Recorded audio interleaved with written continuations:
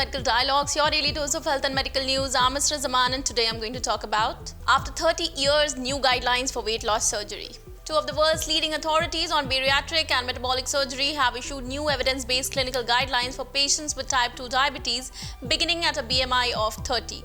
The ASMBS IFSO Guidelines on Indications for Metabolic and Bariatric Surgery 2022, published online in the journal Surgery for Obesity and Related Diseases and Obesity Surgery, are meant to replace a consensus statement developed by NIH more than 30 years ago that set standards most insurers and doctors still rely upon to make decisions about who should get weight loss surgery, what kind they should get, and when they should get it.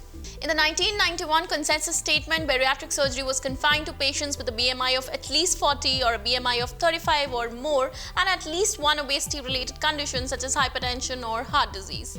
There were no references to metabolic surgery for diabetes or references to the emerging laparoscopic techniques and procedures that would become mainstay and make weight loss surgery as safe or safer than common operations including gallbladder surgery, appendectomy, and knee replacement.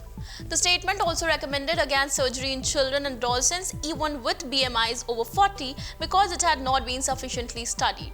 The ASMBS IFSO guidelines now recommend metabolic and bariatric surgery for individuals with a BMI of 35 or more, regardless of presence, absence, or severity of obesity-related conditions, and that it be considered for people with a BMI of 30 to 34.9 and metabolic disease and in appropriately selected children and adolescents.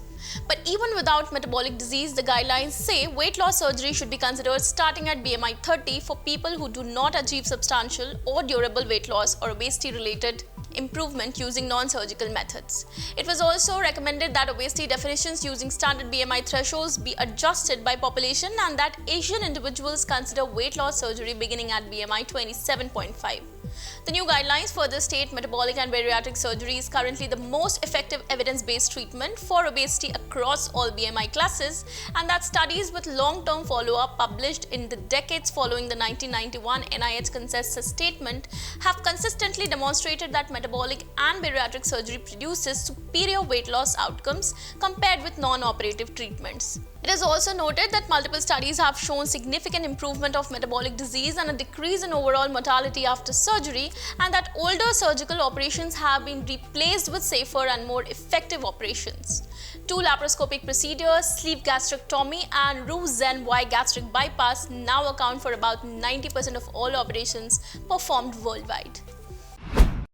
That's all for today. Stay tuned to Medical Dialogues for latest updates. Never miss a medical update from Medical Dialogues. Like, subscribe, and press the bell icon.